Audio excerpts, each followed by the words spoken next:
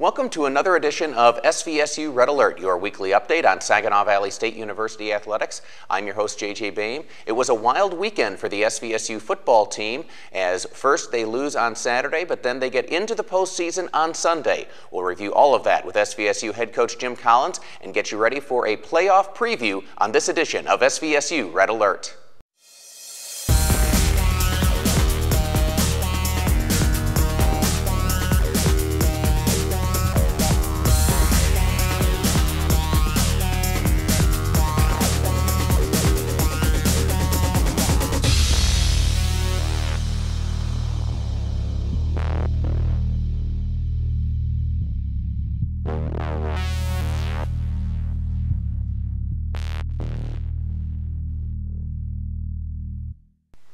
Welcome back to SVSU Red Alert. The SVSU football team went to Grand Valley and gave a hard-fought effort, but ultimately came up short to the Lakers. I'm joined by SVSU head coach Jim Collins. And Coach, this game had a lot of different shifts of momentum from one side to the other throughout the game. Absolutely, JJ. I was concerned with the way we started out because it seemed like they had some momentum build up in that first quarter with a couple long drives, and we had a 3-and-out after responding at first with the score on our first possession. But I liked the way our team battled back at the end of the first half and then played really hard in the third quarter, and got themselves in a football game. We just did not take advantage of some of the opportunities that you need to take advantage of in a game like that. You talked about that first touchdown. It was pretty impressive from the standpoint that your quarterback, John Jennings, went 60 yards against a defense that isn't exactly slow. Sure, and I think John showed his speed and obviously his big play capabilities, but he also showed some power there. He did a good job of running through some tackles and making a guy miss, and that was good to see John not just show his speed but his power on that play. And then Grand Valley gets on top 21-7, but you're able to then call timeout right before their field goal try, and then the next time down you block it and then go down and score right before the half. That was a great effort, individual effort to get that thing blocked, and then you see our offense get a little bit of momentum, and that's big plays in the special teams. Give your team a lift, give them momentum. We were able to move the ball down the field in just a few plays, and then a great throw and catch from Jennings to Janice, and that puts us in at the halftime down by 7, knowing that we're going to get the ball first in the second half.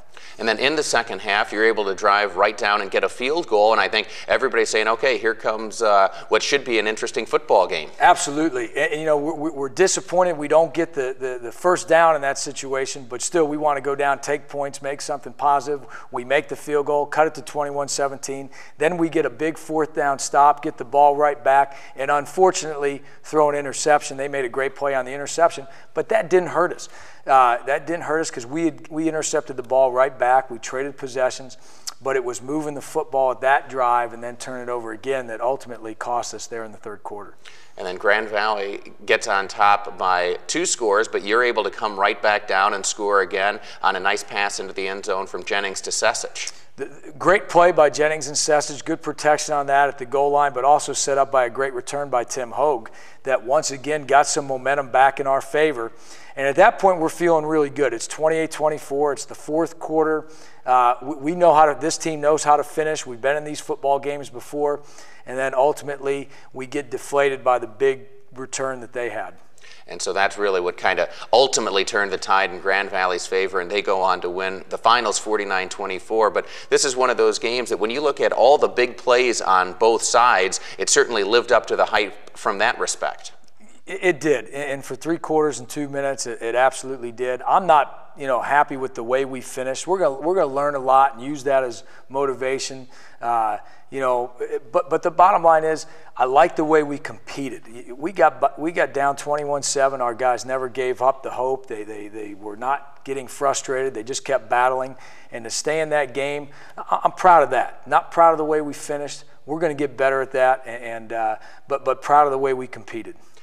Before we get on to talking about the postseason, let's talk about this season overall and how it went. You finished 7-3, which I know everyone would like to be a little bit better, but at the same time, you had a very difficult schedule in being able to attain that 7-3 mark. Absolutely, and this is college football. You're dealing with 18, 19, 20, 21-year-olds. You got to be able to get them up every single week. You got to get them to play hard and perform at a high level every week.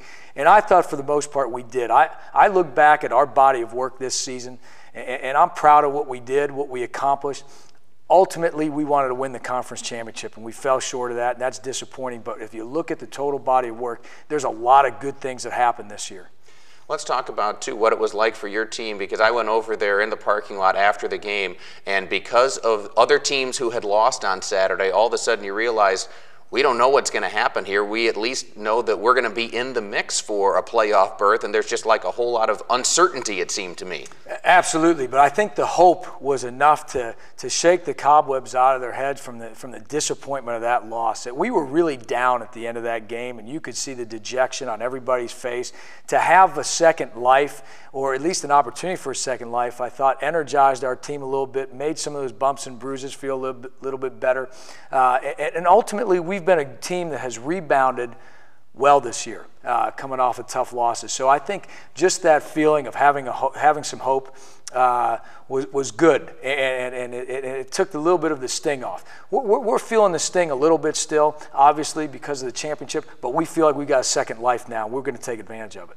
And the team was elated when they found out that they made it in Sunday evening, and I know that was what you talked to them about, was the fact that, you don't always get a chance at a redemption, but now you do. Absolutely, and I think that's, in life you're going to be faced with these things multiple times, and how you respond to adversity ultimately is going to decide what type of character, what type of individual you are. We've responded to adversity well this season, and we've got to do it again. We're going to get put to the test again. It's going to be a great challenge for us, but it's an opportunity that we have to take advantage of, and I know that our guys are excited about that opportunity. And the Cardinals will advance into the NCAA postseason. They will travel to take on the defending national champions from the University of Minnesota Duluth. We'll talk about that with Jim Collins a little bit later on. When we come back, we'll be joined by SVSU offensive line coach Mike Ancona. That's next on SVSU Red Alert.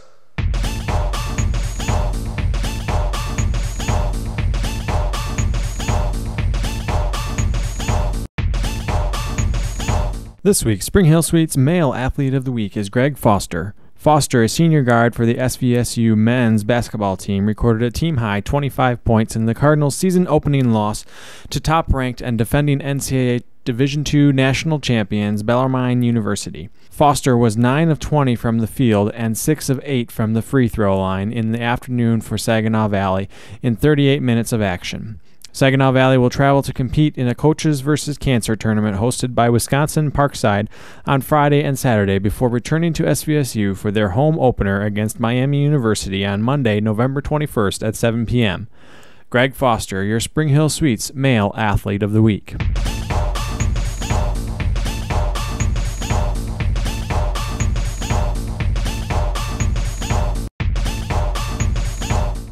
Welcome back to SVSU Red Alert. I'm joined now by SVSU offensive line coach Mike Ancona. Mike, thanks for joining us. Thanks for having me.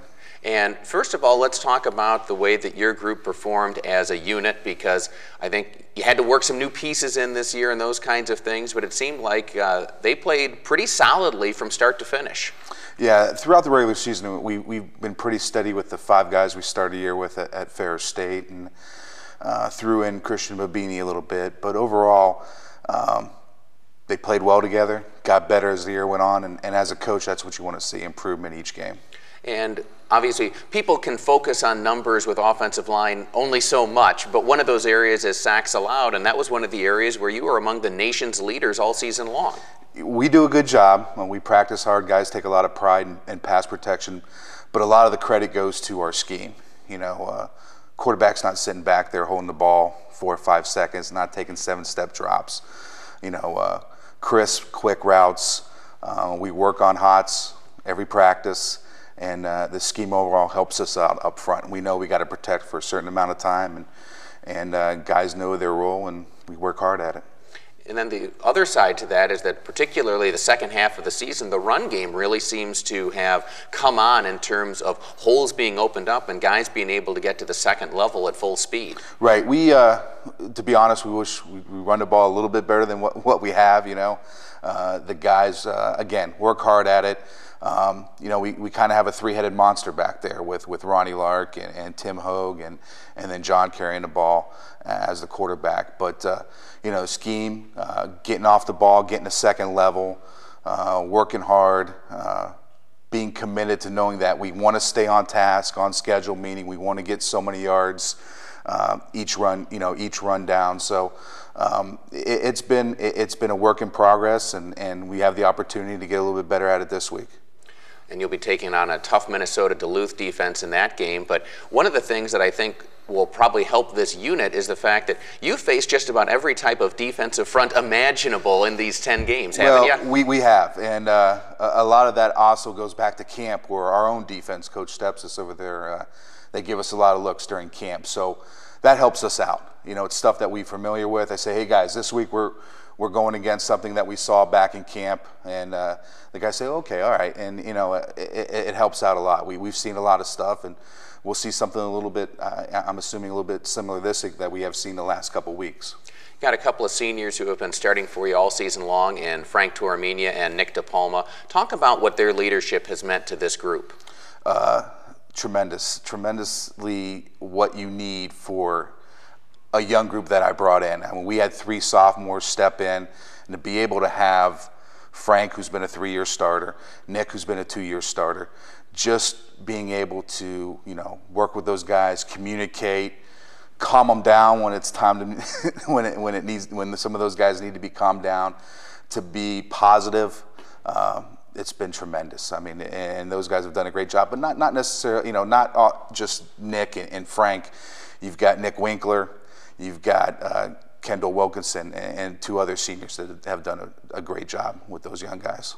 And that doesn't always get seen because they're behind the scenes, but I know that helps to have that experience and that leadership that is transferred across the line. Right, exactly. And you start to see some guys step up, a couple of the younger guys, and knowing that Frank's not going to be there, Nick's not going to be there, Kendall, Winkler's not going to be there. So you see a couple guys starting to take over that leadership role, which is great to see. And that transition, the baton's been passed down, and as a coach, that's what we want to see. And going in the spring, we'll see who steps up, take control of that offensive line.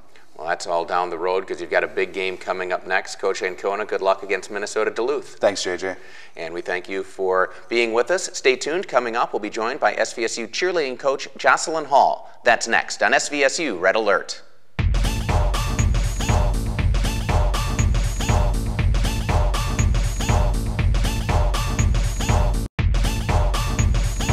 Saginaw Valley State University, where students learn in personal classroom settings and state-of-the-art labs. Where students make a difference in Michigan's Great Lakes Bay region and study the world. A place where we celebrate red pride. Saginaw Valley State University.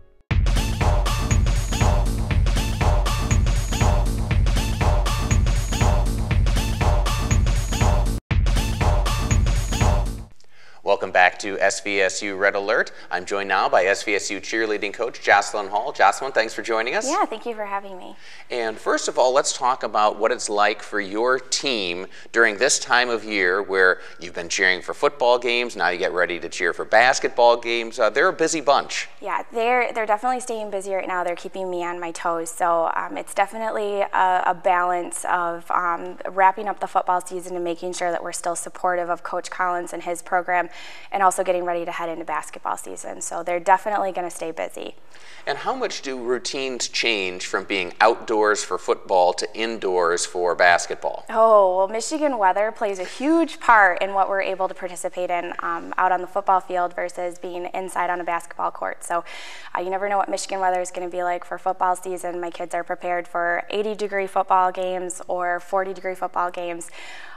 With those weather changes, their uniform changes, the layers of their clothing changes, and so that all affects how much stunting they're able to do, what kind of cheers and moving around on the field they're able to do. Basketball season is a little bit easier to prepare for because we know what the weather is going to be like inside on a basketball court. So it makes it a little bit easier, but I do have to say that cheering outside at the football games is something that all of the kids enjoy, and so it really doesn't matter if it's freezing or extremely hot. They're always going to have fun, and they enjoy being there to support their team.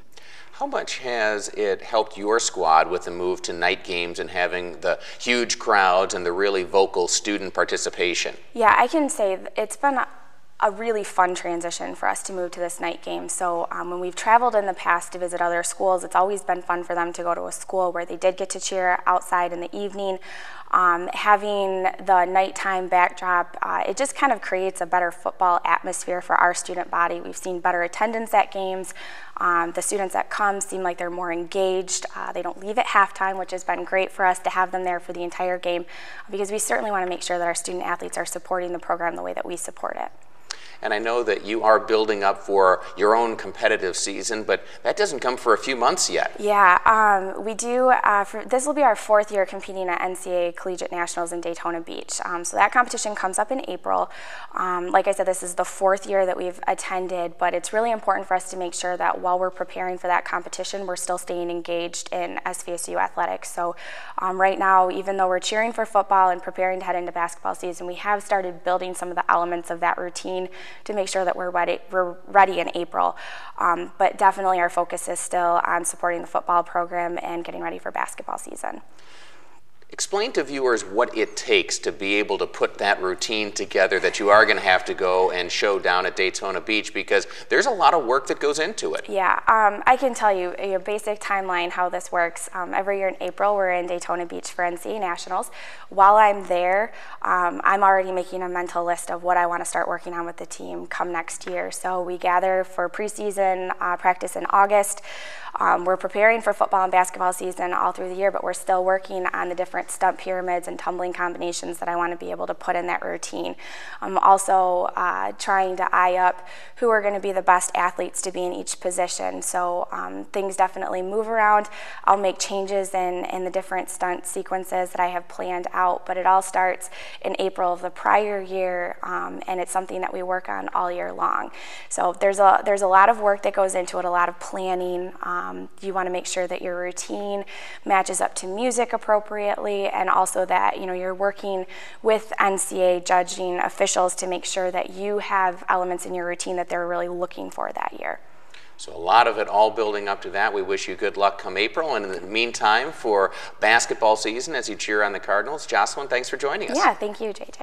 And when we come back, we'll be rejoined by SVSU football coach Jim Collins. That's next on SVSU Red Alert.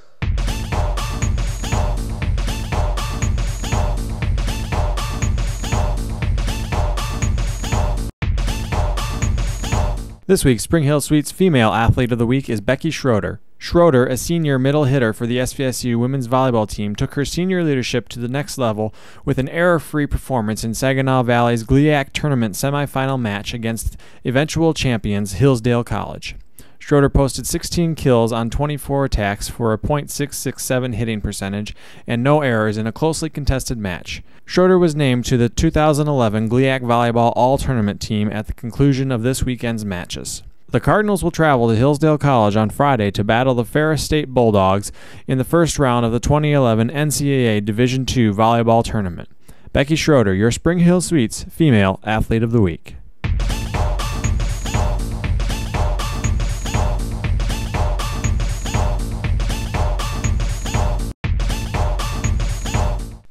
Welcome back to SVSU Red Alert. The SVSU Cardinal football team is in the playoffs.